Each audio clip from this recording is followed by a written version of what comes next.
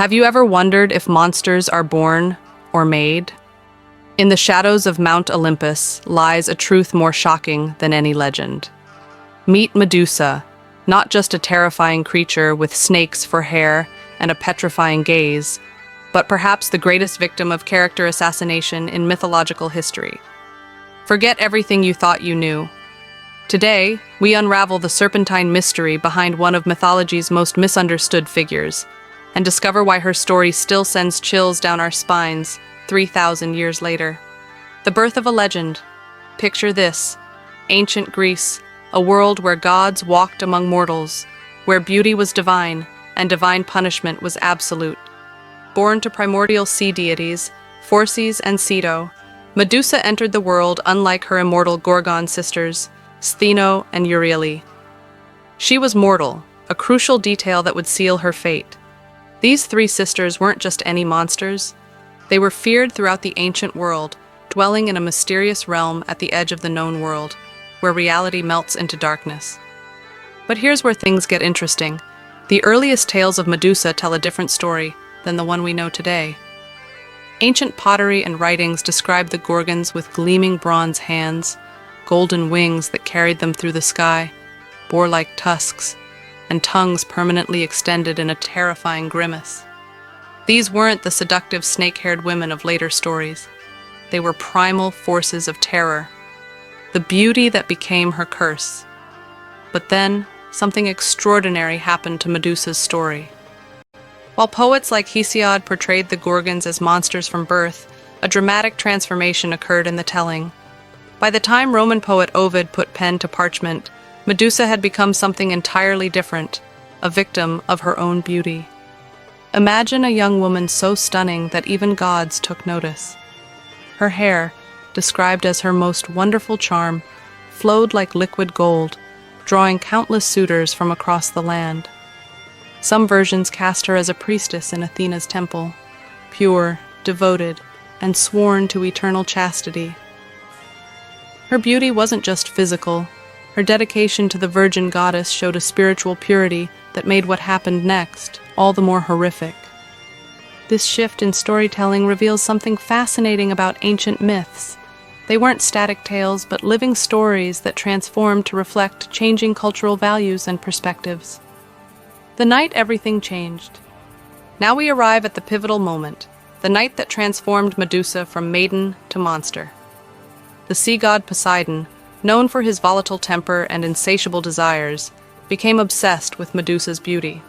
No sanctuary was sacred enough to stop him, not even Athena's temple. There, in the one place that should have been safe, Poseidon attacked and violated Medusa. The sacred floor of the temple defiled, Medusa's life shattered in an instant. But here's where the story takes its most disturbing turn.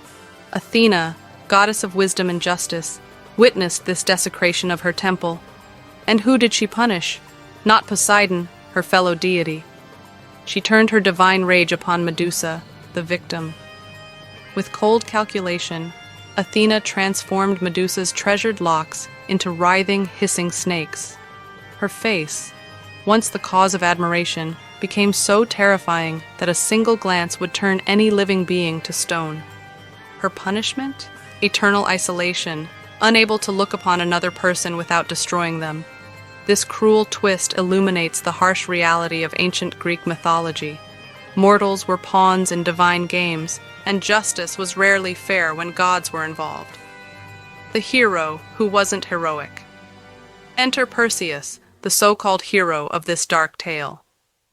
Born of Zeus's deception, disguised as a shower of gold to seduce Danae, Perseus was raised in secret. When King Polydectes desired Perseus's mother, he devised a clever plot to rid himself of the protective son. He sent Perseus on what should have been a suicide mission, to bring back the head of Medusa. Is this sounding like heroism to you yet? Or a convenient way to eliminate an obstacle? With divine nepotism on full display, the gods equipped Perseus with magical weapons. Winged sandals from Hermes, a polished bronze shield from Athena, a curved sword of adamant, and the cap of invisibility from Hades himself. Even with these advantages, Perseus couldn't face Medusa directly. Instead, He crept upon her while she slept, using Athena's shield as a mirror to avoid her gaze, and beheaded her in her vulnerable state.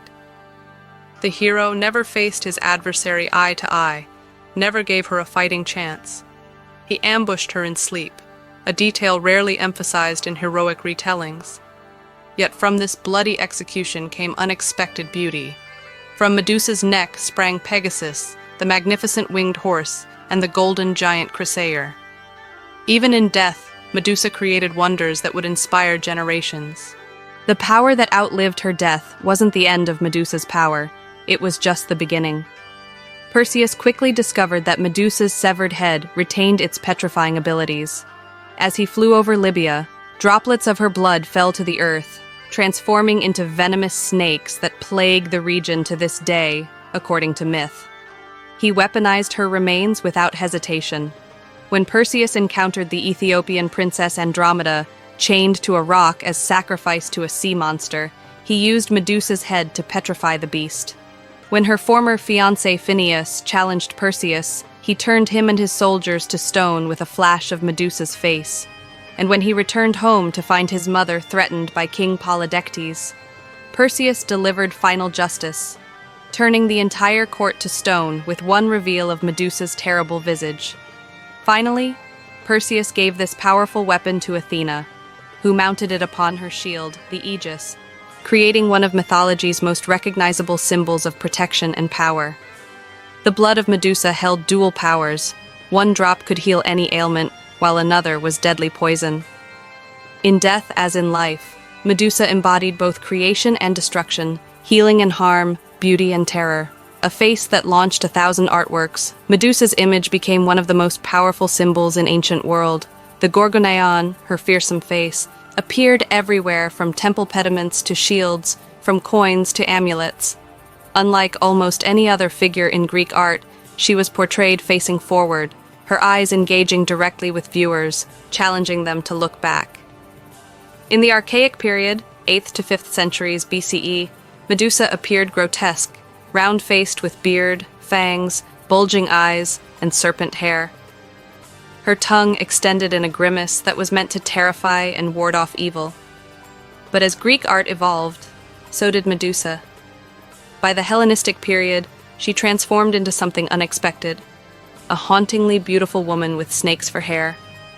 Artists began depicting her with a melancholy expression, suggesting tragedy rather than monstrosity. This evolution reflects changing attitudes about beauty, power, and femininity across ancient Mediterranean cultures, showing how a single mythic figure could adapt to represent different cultural fears and fascinations across centuries.